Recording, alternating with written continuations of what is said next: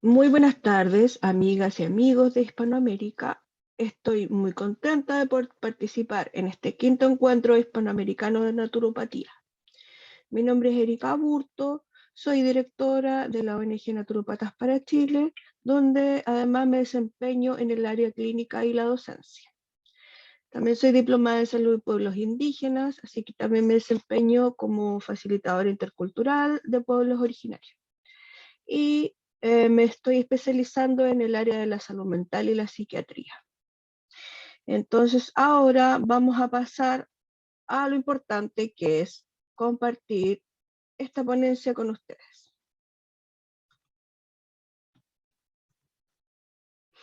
Y esta ponencia tiene que ver o habla acerca del bienestar emocional con la naturopatía.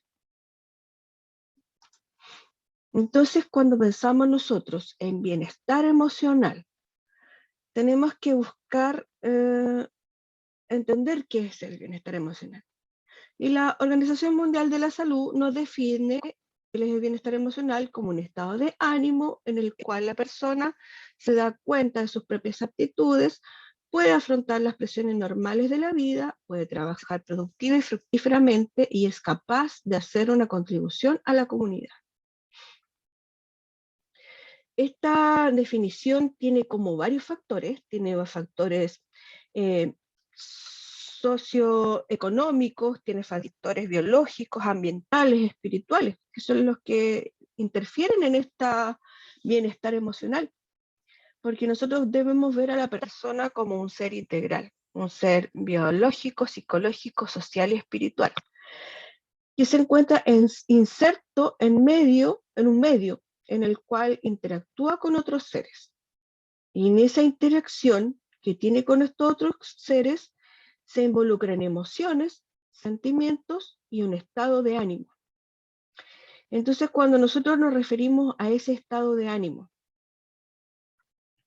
podemos pensar que estado de ánimo o ánimo, la palabra ánimo, hace mención al principio de la vida, ¿ya? Al soplo, el ánimo, el último soplo de vida que nosotros tenemos, cuando se refieren así al soplo, al último soplo de vida. Pero también es un modo de estar que es afectivo, que involucra toda la vida psíquica de nosotros, ¿ya? No es algo físico, no es algo fijo, es algo que oscila alrededor de un equilibrio basal que incluye cambios neurobiológicos en nuestro cerebro, ¿ya? Y como les decía yo, el ánimo tiene que ver con la afectividad, ¿ya? Y en esta afectividad nosotros vemos involucradas nuestras emociones, que si nos vamos al tema de las emociones, nosotros podemos pensar que esta es la respuesta biológica a, o respuesta psicobiológica puntual y concreta, algo que nace de nosotros, algo que no se controla, ¿ya? Sin embargo, los sentimientos, que también están involucrados en esta afectividad, son más bien algo que se siente con mayor profundidad y se puede valorar, ¿ya? Es algo más profundo. Y como les decía yo, este ánimo que es fluctuante, puede fluctuar, puede ser algo que se va a ver alterado, hoy día no estamos bien, mañana sí. Eh, tenemos también cambios de ánimo que pueden ser pequeños, no sé, hoy día tuve un problema en mi trabajo y voy a estar enojada, eh, mi marido me regaló flores, entonces voy a estar muy contenta, no sé, me pasó algo entretenido, así que voy a estar feliz, ¿ya? Esos estados de ánimo pueden ser así, variables, pueden ser momentáneos, ¿ya? O durar poco tiempo. Pero ¿qué pasa cuando estos simples cambios de humor, estos simples que son como pequeños cambios de humor que tenemos nosotros de forma cotidiana y que hacen mención a cosas que nos ocurren diariamente? ¿Qué pasa cuando estas respuestas puntuales no son algo pasajero?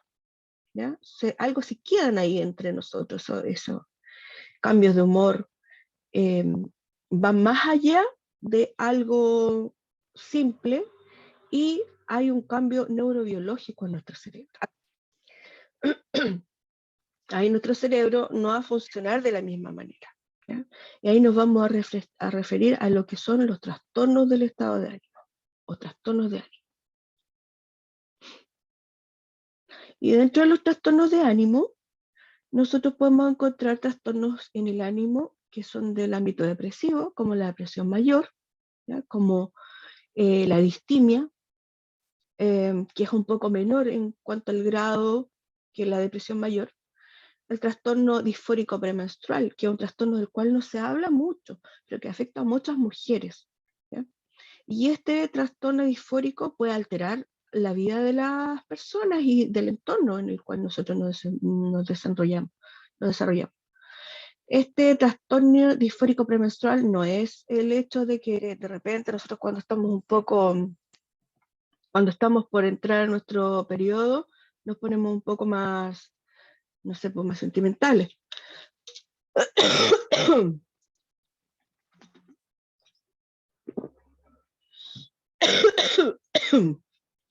Me disculpo, chicos, porque la verdad es que vengo saliendo del COVID, así que estoy un poco congestionada. Como les decía, el trastorno disfórico premenstrual puede ver alterada la vida de las personas y del entorno. Incluso puede llegar a tener efectos bastante graves, ¿ya? También hay un tipo de trastorno depresivo que es como secundario a sustancias, a consumir sustancias o a enfermedades. Tenemos también el trastorno bipolar y ahí está el trastorno tipo 1, el tipo 2, la ciclotimia, que también es menos grave o más leve que el trastorno bipolar en sí. Los trastornos secundarios a la sustancia de enfermedades y también tenemos los trastornos adaptativos. Y en estos tres trastornos, de estos tres trastornos, por un tema de tiempo, nos vamos a enfocar más que nada en los trastornos depresivos y los trastornos adaptativos. Entonces, cuando hablamos, por ejemplo, de un trastorno depresivo, tenemos que pensar que en la actualidad más de 300 millones de personas sufren de algún tipo de trastorno depresivo en el mundo. Y este provoca la mayor cantidad de discapacidad a nivel laboral. También contribuye a una gran carga de morbilidad, porque muchos trastornos depresivos lamentablemente terminan en la muerte de las personas. Se trata de una alteración biológica, ¿ya? Que se evidencia a nivel del sistema nervioso central, que incluye la pérdida del funcionamiento normal del circuito cerebral que involucra la depresión. Entonces, como todas enfermedades psiquiátricas, los trastornos depresivos conllevan una interacción desde tres factores para su desarrollo, que son los sociales, los psicológicos y los biológicos, como lo veíamos antes. Haciendo como un poco de resumen, nosotros tenemos que ver que hay en cuanto a ese tema de los factores, podemos ver que, por ejemplo, en los factores sociales, tal vez una pérdida de trabajo, un problema de comunicación con nuestro entorno nos puede provocar un trastorno depresivo. En lo psicológico y en lo biológico también hay factores que influyen, ¿ya? Entonces, esos síntomas depresivos son del ámbito afectivo, cognitivo y físico.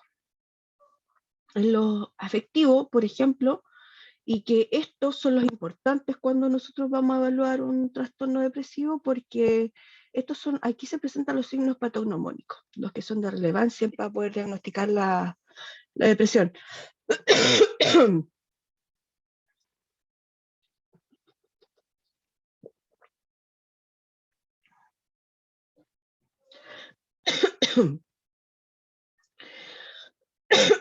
Bueno, dentro de estos trastornos, el más importante es el estado de ánimo deprimido.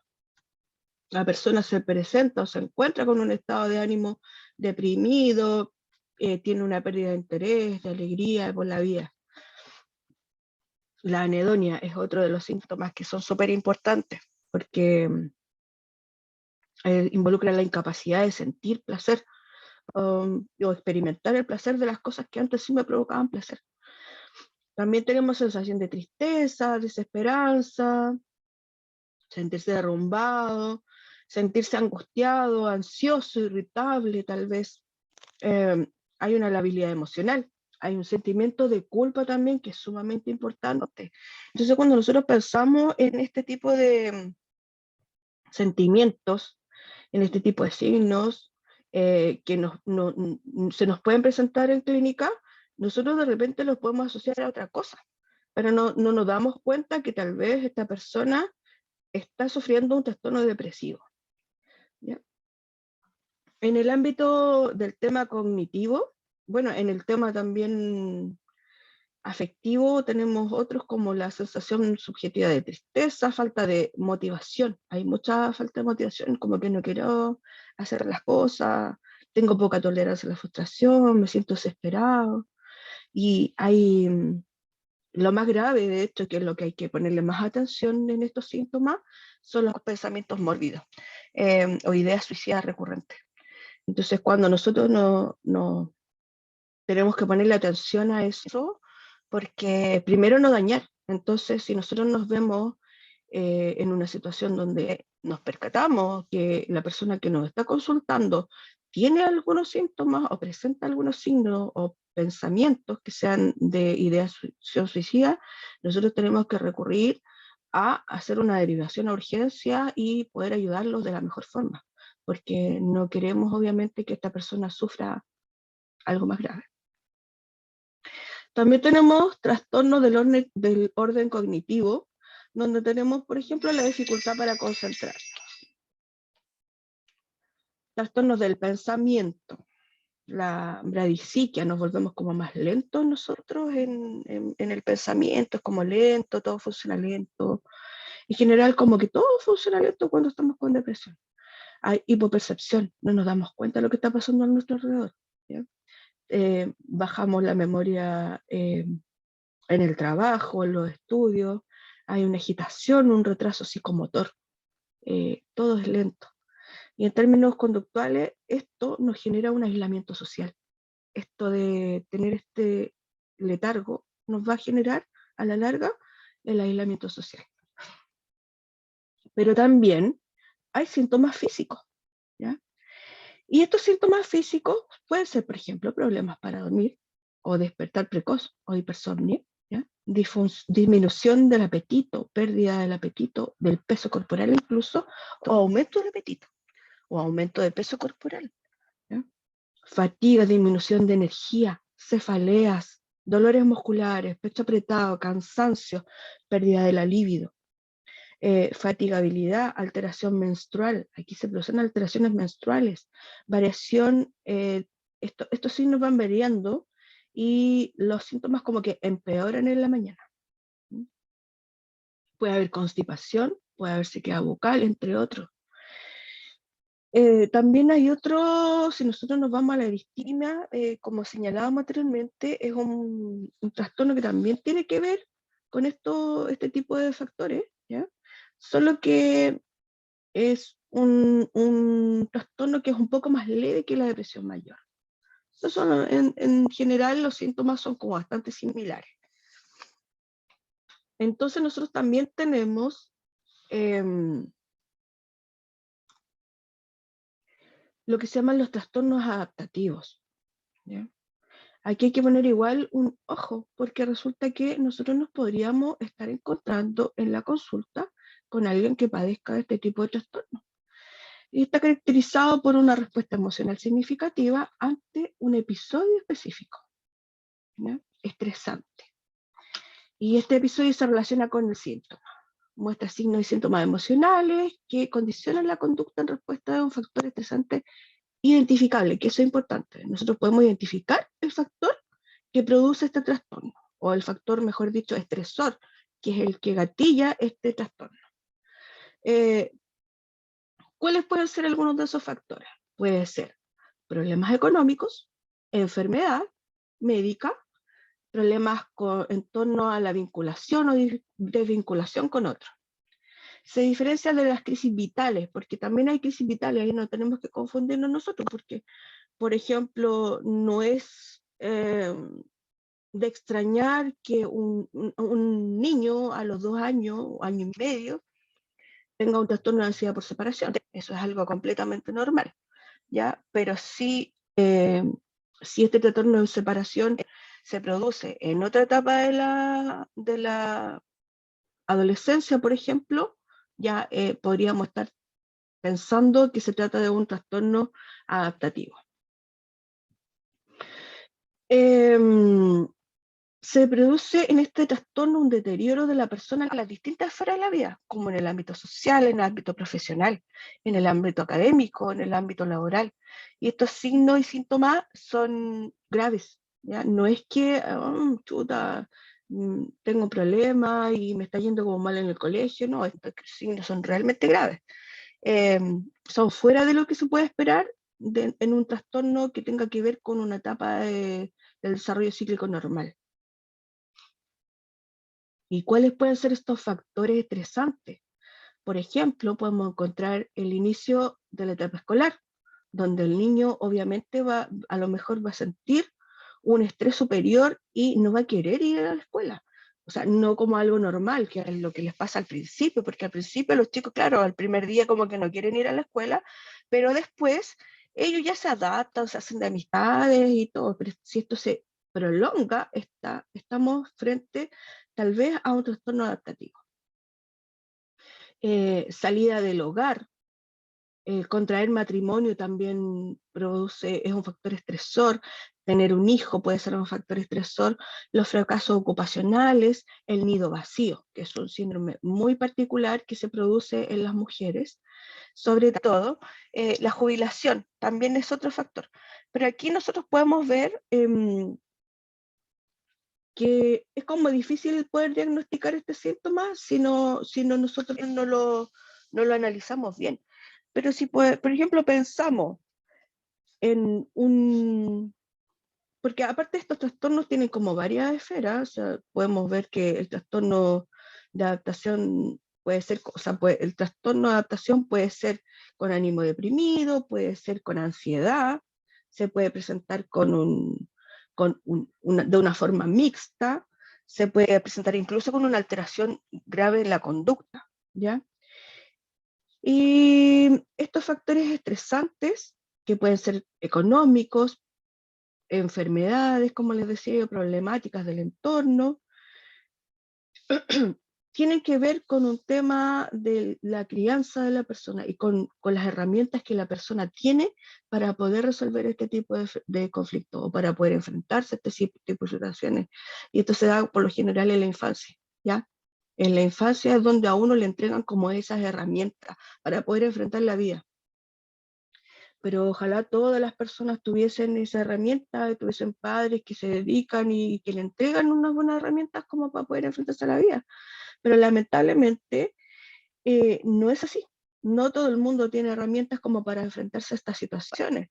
Nosotros podemos ver, por ejemplo, que en la etapa de la adolescencia podemos ver varios factores que pueden gatillar en un trastorno adaptativo, por ejemplo, un problema de comunicación o no encasillar en el entorno, con tus pares, de trastornos como que hacen referencia a la imagen también. Durante el matrimonio puede estar el divorcio, en la infancia también puede estar cuando se divorcian los padres, eso también puede provocar un trastorno adaptativo, niños que quedan huérfanos, en la jubilación, en la etapa madura, también se puede producir este trastorno adaptativo, por ejemplo, cuando los adultos mayores dejan de trabajar y se sienten como abandonados, sienten que no encuadran o que ya no son útiles, no son útiles más bien dicho a la comunidad, ¿ya? Como les decía, estos factores, cómo nosotros podemos obtener las herramientas, eso se obtiene de la infancia. Pero si no las obtuvimos en la infancia, nosotros durante el proceso de vida y de desarrollo normal de nuestra vida, tenemos que tratar de buscar técnicas para poder lograr mantenernos en este equilibrio y tener las herramientas para enfrentarnos a este tipo de situaciones complejas.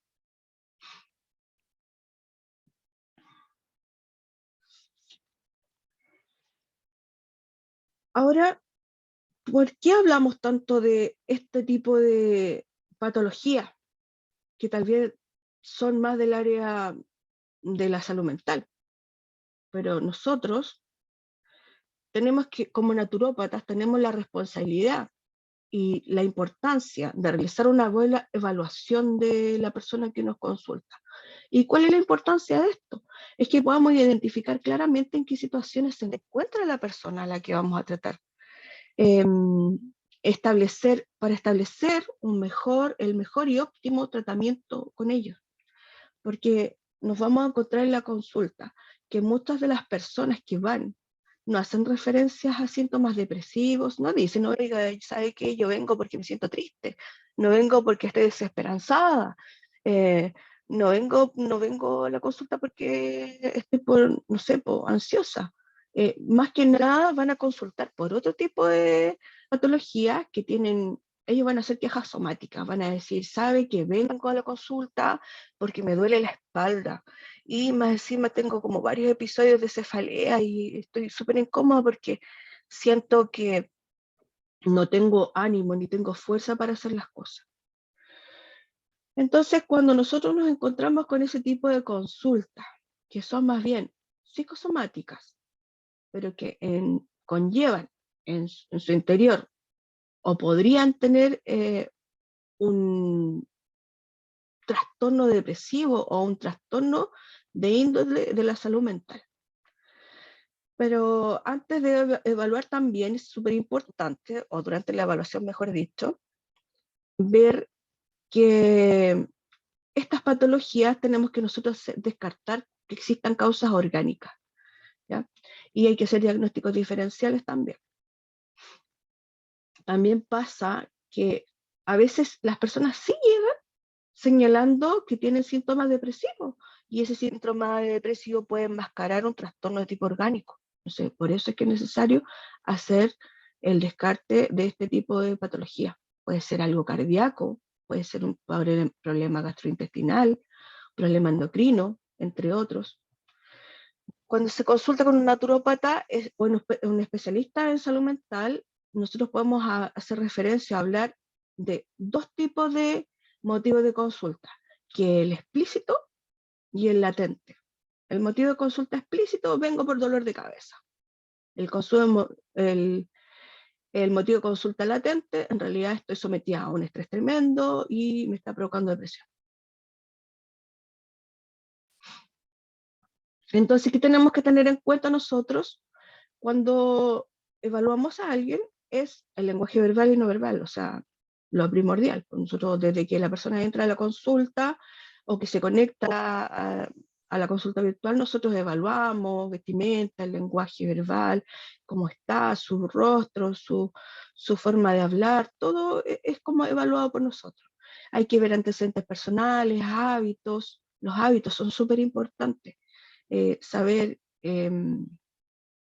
si la persona tiene contacto con la naturaleza, si realiza algún deporte, qué come, cómo come, qué nutrientes faltan en su dieta. Ese tipo de cosas son fundamentales. Si consume agua es súper importante también.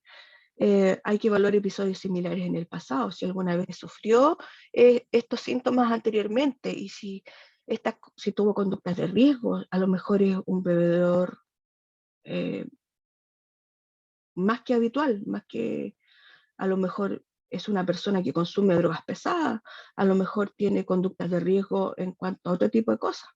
Entonces hay que evaluar antecedentes familiares, trastornos psicológicos o psiquiátricos que pueden existir en la familia.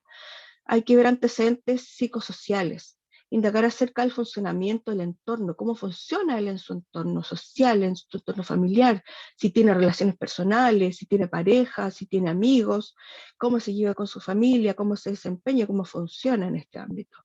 En realidad se requiere una anamnesis general, ver si consume medicamentos, enfermedades previas, actuales, factores de riesgo, todo. Y también solicitar exámenes médicos complementarios de verlo. ¿Y cómo se supone que está establecido el tratamiento para este tipo de patologías? Se supone que se habla en general de psicoeducación, de reducir el estrés, fortalecer los apoyos sociales, promover el funcionamiento adecuado de las actividades diarias, tratamiento farmacológico. Eso es lo que nos dan cuando nosotros tenemos depresión. Considerar derivar al paciente en caso de que para que reciba alguno siguiente tratamiento psicoterapia, por ejemplo, una psicoterapia breve, alguna cosa así. Efectuar siempre el seguimiento periódico de estos pacientes y hacer derivación a urgencia si es necesario, como por ejemplo cuando se encuentran en riesgo su integridad física. Entonces, ¿cómo lo haríamos? A través de la naturopatía.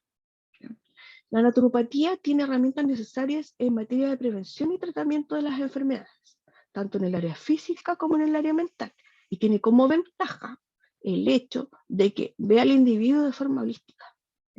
Le atribuye importancia a todos los aspectos que lo conforman como un ser integral dentro de su entorno.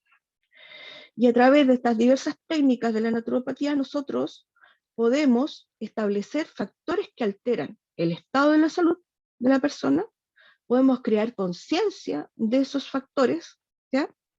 Podemos asesorar a esta persona de forma responsable y para que estas personas puedan resolver o modificar estos hábitos que le pueden estar provocando el problema de salud, y podemos restablecer el equilibrio del estado natural del individuo o su fuerza vital. ¿Cómo? Una de las herramientas fundamentales, muy importante, hermosa además, es la terapia floral, que es una excelente herramienta porque nos permite ver la enfermedad desde otra perspectiva. Nos permite entender que existe un desequilibrio y que ese desequilibrio, ahí me equivoqué, es la consecuencia de un conflicto interno que se produce entre nuestra alma y nuestra personalidad. ¿Ya? Tiene factores personales y transpersonales, y que la enfermedad es nada más que el resultado de este conflicto. Eso nos dice la terapia floral. Esas son las bases de la filosofía de la terapia floral. Entonces, cuando nosotros reconocemos este conflicto, el conflicto que tenemos interno, comprendemos este conflicto, lo internalizamos, ¿ya? Y en vez de suprimirlo, porque la idea es internalizarlo, vivirlo y no suprimirlo, cuando logramos esto podemos restablecer nuestro equilibrio. Dentro de las flores, bueno, nosotros, en la antigüedad en realidad se hablaba de la asignatura, porque se observaba el signo asignatura, porque se observaba las plantas, ya tanto en la fitoterapia como en la en la terapia floral. En realidad se observaban las plantas y se veían sus características, sus similitudes, sus estereotipos, cómo crecían, el terreno, todo. Entonces eso se asocia también a las emociones y sentimientos que tenemos nosotros.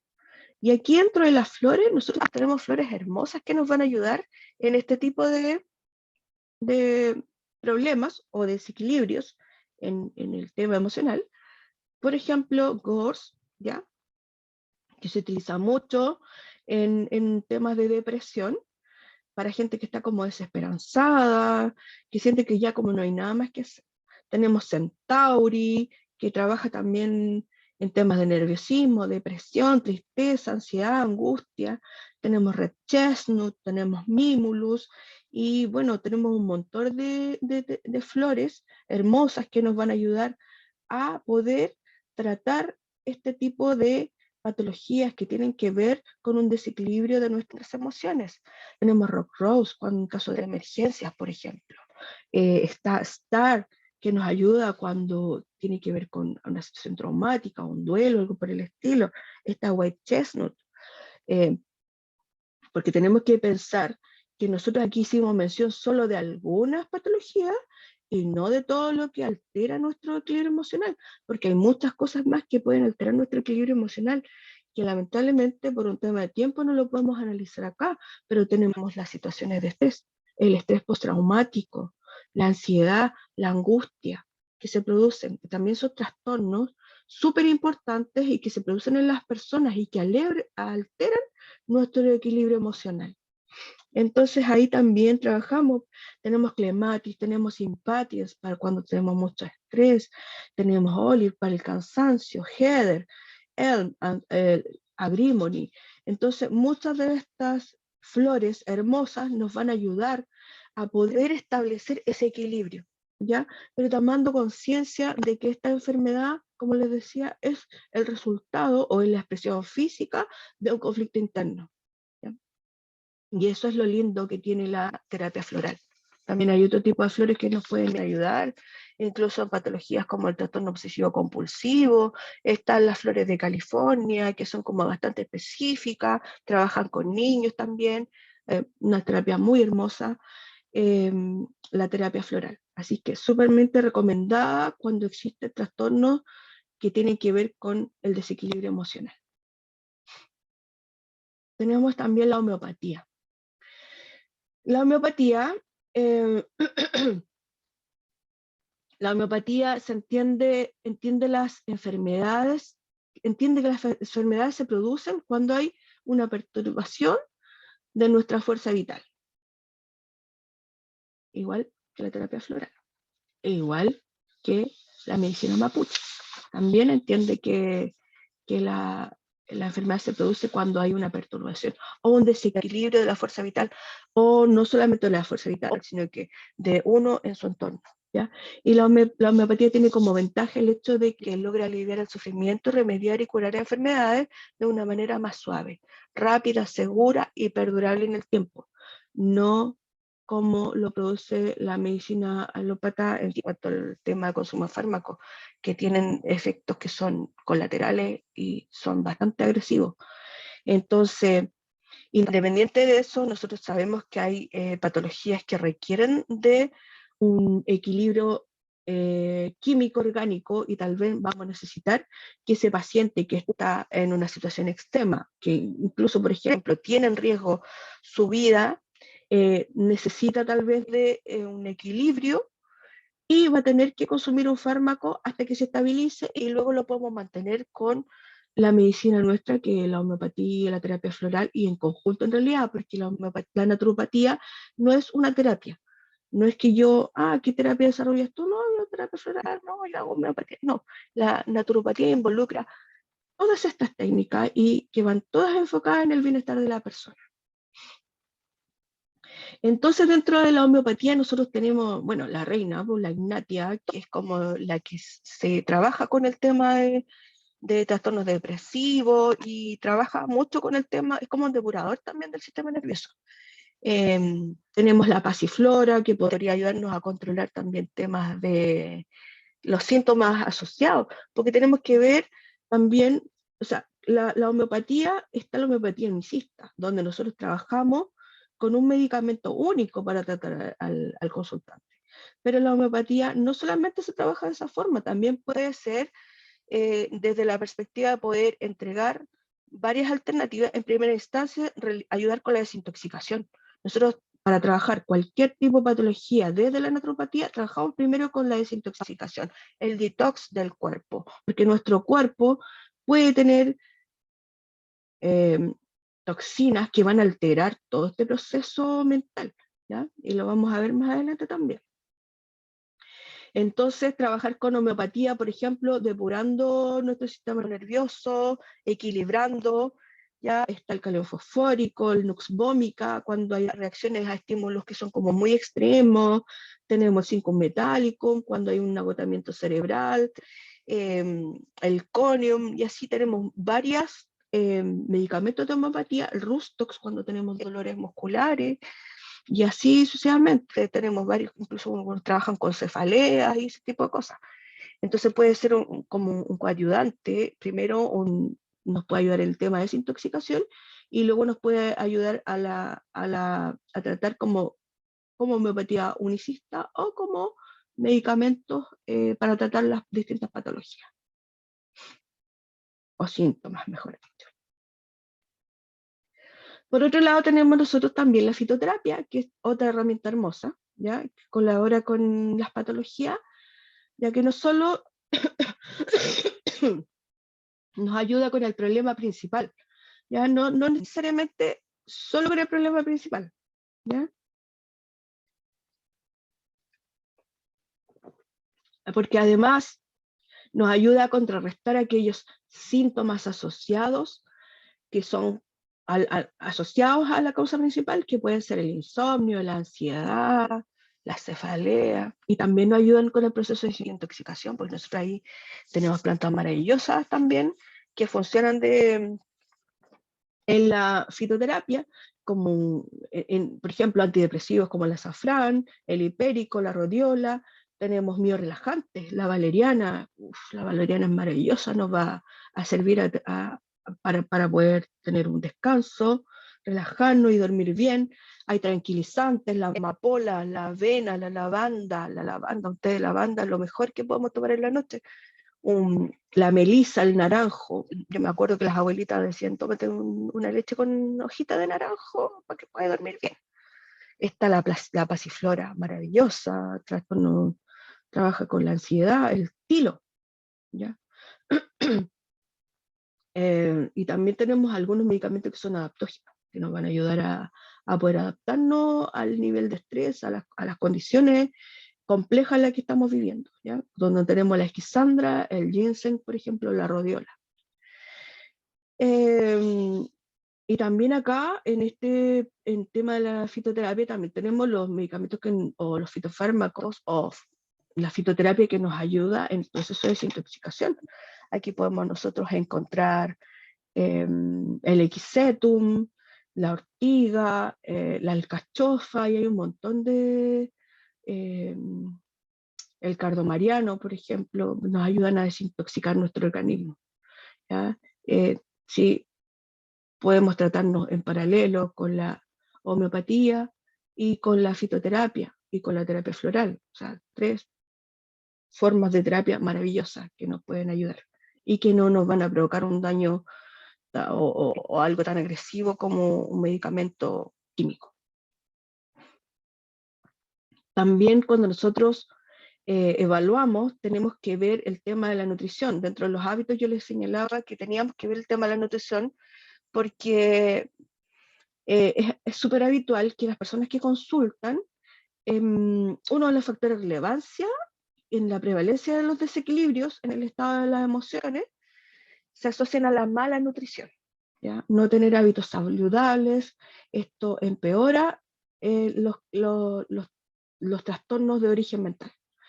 Entonces hay que educar en hábitos saludables, en torno a una buena alimentación, es algo súper fundamental. El consumo de frutas, antioxidantes. Las frutas y verduras producen esa sensación y esa felicidad. Satisfacción al dormir, en el sueño, ayudan a reducir el estrés, reducen las psicopatologías depresivas. El consumo de zanahorias, por ejemplo, también está reconocido para reducir la depresión. Las verduras contienen fibra también, entonces nos ayudan a mantener un estado físico mejor y un bienestar psicológico. Hay una mayor satisfacción en la vida, menor malestar y menos estrés. Entonces eso va a resultar en un bienestar psicológico. Consumir los productos con azúcar o alimentos azucarados, las bebidas, todos esos alimentos procesados también, eso también va a contribuir a que tengamos una reducción de los síntomas a nivel mental, o sea, va a contribuir a mantener un equilibrio en nuestras emociones. Y consumir grasas vegetales más que los animales también ayuda a contribuir y a favorecer en la salud mental. Para el cerebro, para que nuestro cerebro funcione correctamente, es importante que el organismo reciba todos los nutrientes necesarios, ¿ya? Porque cuando faltan nutrientes, el organismo, nuestro cerebro no funciona bien, ¿ya? Necesitamos oxígeno y glucosa para el proceso neuronal. Entonces, necesitamos también vitaminas esenciales, que las vamos a encontrar en los nutrientes. Podemos encontrarlas como suplemento, pero la idea es que sean consumidas dentro de los alimentos, que estén como nutrientes dentro de los alimentos que nosotros consumimos a diario, porque así la absorción de esas vitaminas es mejor que en un suplemento. Tenemos, por ejemplo, la vitamina A, la vitamina K, la vitamina C, que son fundamentales. La vitamina E, importante. La vitamina A, por ejemplo, la encontramos en las verduras de hojas verdes, en la calabaza, en el hígado. La vitamina K, en la yema del huevo, en los alimentos de origen animal también y vegetal, hortalizas de hojas verdes, col, germen de trigo, la soya. Vitamina C la podemos encontrar en varias cosas, las frutas, por ejemplo, en algunas verduras. También tenemos la vitamina E, que es importante para retener y adquirir datos. A ver, la vitamina C es importante por el tema de que ayuda a la participación de la producción de neurotransmisores. Y tenemos que pensar que son esos neurotransmisores los que fallan cuando se produce la depresión, por ejemplo. Entonces ahí es súper importante la vitamina C. Tenemos la vitamina D, que es la que mantiene el estado anímico. Ya, si yo tengo una baja en la vitamina D, voy a estar también bajo, voy a tener bajo mi estado de ánimo. Entonces ahí se produce también un deterioro del rendimiento cognitivo. Entonces ahí, para poder obtener la vitamina D, nosotros tenemos que exponernos al sol 20-30 minutos, pero si no podemos obtenerla o si estamos demasiado bajos, podemos tomar un suplemento o podemos obtenerla desde la leche, desde el salmón, de algunos cereales. En los cereales se puede obtener vitamina D, entre otros productos. Y las vitaminas que son del complejo B son fundamentales para nuestro sistema nervioso. La tiamina, por ejemplo, es esencial en las conexiones neuronales también, igual que la vitamina C. Y también la encontramos en el sésamo, en el girasol, en las carnes, en los huevos, entre otros. La vitamina B3, que trabaja en la protección de los neurotransmisores, protegiendo. ¿Ya? En la ternera, en el pollo, los pimientos. La vitamina B6, que está relacionada con la mala función neurológica y psicológica, la B6. Y esa también la encontramos en los garbanzos. El garbanzo, excelente. El pescado, en la carne, en las aves, entre otros. Tenemos la B9, ya que está presente el ácido fólico, que ayuda a prevenir las lesiones del tejido cerebral. ¿Ya? Manteniendo nosotros nuestro cerebro sano, vamos a estar mejor parados para presentarnos ante alguna de estas patologías que nos pueden afectar. Y la vitamina B9 está en el huevo, en la espinaca, en las semillas, algunos otros alimentos. Y tenemos la vitamina B12, que nos sirve para mejorar la memoria, ¿ya? Y también el déficit de esta vitamina se dice que nos provoca demencia, ¿ya? Está mayoritariamente en los animales, pero también la podemos encontrar en otros productos, ¿ya? Pero es fundamental consumirla. Y bueno, las personas que no consuman carnes, que no consuman productos desde los derivados animales, pueden suplir estas vitaminas, ya sea con consumo de cereales, consumo de vegetales, porque también podemos encontrar en menor grado tal vez en algunos vegetales, y si no, consumir algún tipo de suplemento. ¿Ya? Pero lo importante es que de una u otra forma nosotros podamos obtener este tipo de vitaminas. Mantener nuestra microbiota saludable, poder consumir productos prebióticos y probióticos también va a ser fundamental, porque si sé que el intestino es nuestro segundo cerebro. Entonces, si no tenemos nuestro intestino saludable, tampoco nuestro cerebro va a funcionar de la mejor forma y no vamos a estar preparados en el caso de enfrentarnos a alguna de estas patologías que tienen que ver con un desequilibrio en el estado emocional de las personas.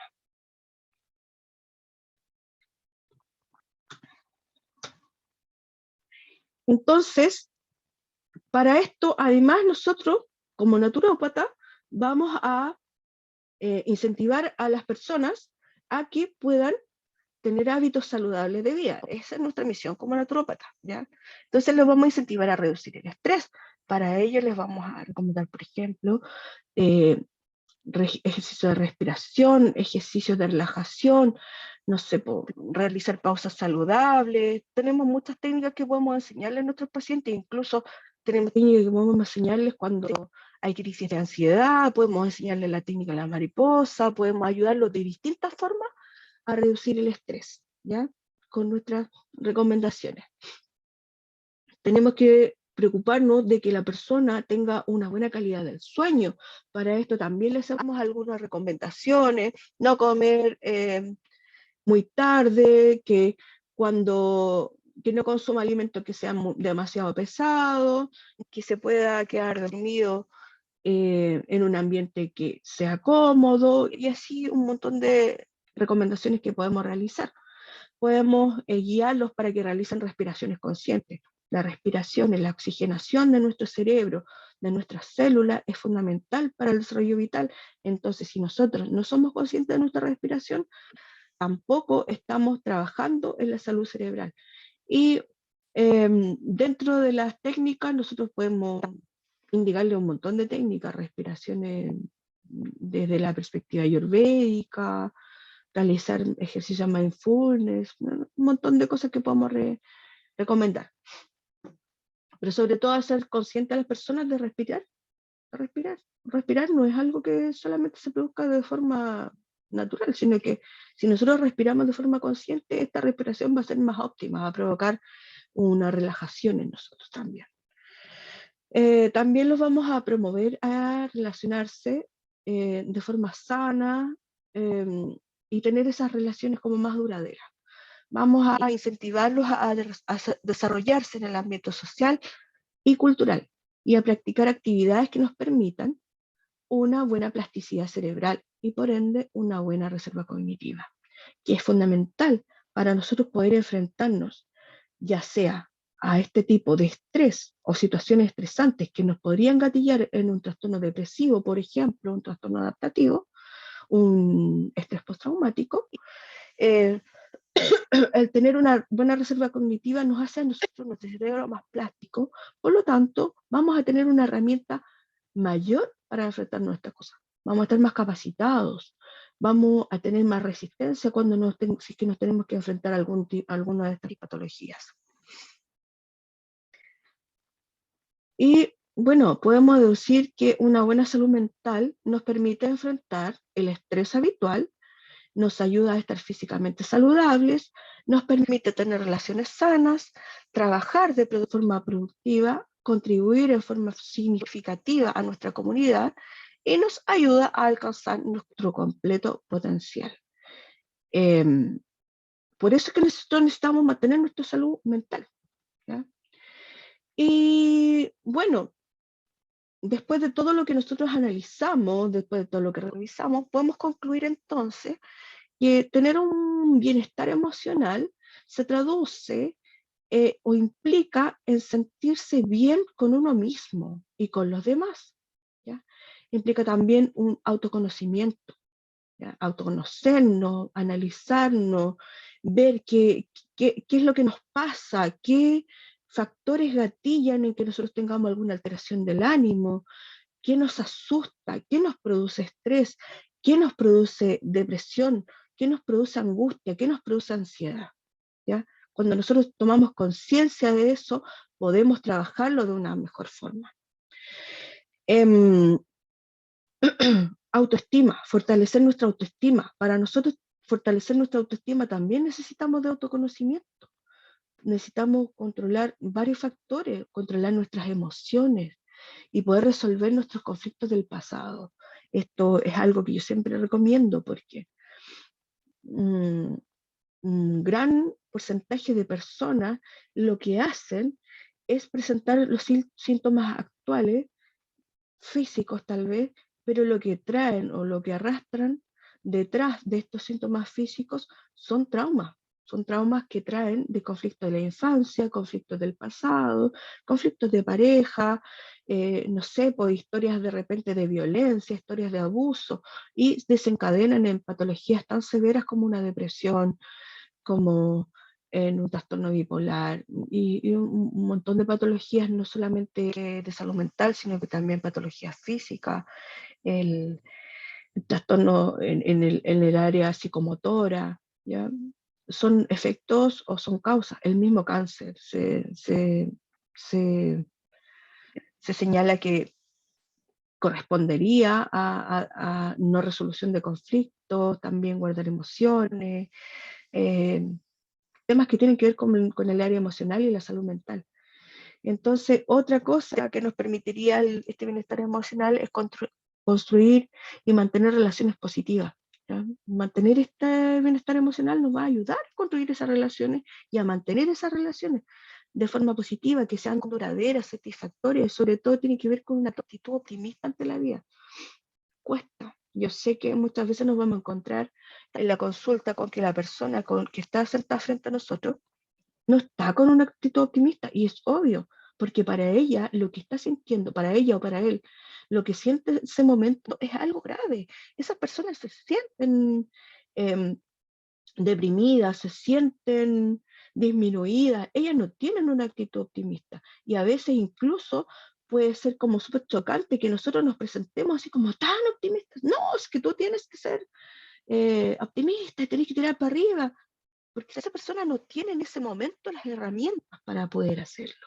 Le cuesta. Está en una situación donde no ve tal vez una salida.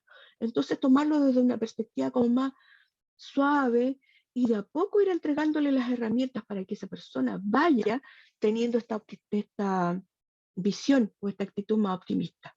¿Ya? Pero esa actitud optimista no viene de un momento a otro, sino que nosotros la vamos a ir trabajando, la vamos a ir cultivando. Y este bienestar emocional va a ir dado también de acuerdo a los ciclos vitales, porque quiero encontrarme viviendo, porque el bienestar emocional, por ejemplo, para un niño, un adolescente, no es el mismo que el bienestar emocional que puede ser para una persona adulta. Ya para un niño adolescente, tal vez el bienestar emocional también se encuentra asociado a tener una buena interacción con su grupo, ¿ya? A sentirse protegido por sus padres o cuidadores. Sin embargo, para una persona adulta o un adulto mayor incluso, el bienestar emocional puede significar el hecho de no sentirse estorbando, porque así se sienten a veces los adultos mayores, sienten que como que estorban. Entonces también se producen problemas, y también ahí se produce de repente no poder identificar si la patología que estamos viendo o la persona que estamos tratando está precisamente viviendo a lo mejor una demencia o un trastorno de deterioro cognitivo como adulto, o es que está padeciendo de algún tipo de depresión. Entonces, súper importante que podamos realizar estas evaluaciones, ¿ya? Y poder nosotros entregar desde la naturopatía, que es nuestra vida, que es lo que a nosotros nos gusta, entregarle la herramienta a las personas que puedan mantener ese equilibrio, bienestar y emocional. Por ahora, estimadas amigas y amigos, quiero agradecerles nuevamente la oportunidad de poder compartir con ustedes. Espero poder encontrarme nuevamente con ustedes en una próxima oportunidad y poder hablar más acerca de este bienestar emocional, tal vez hablar acerca de la ansiedad, del estrés postraumático, esas situaciones que nos afectan también hoy en día debido al tema de la pandemia.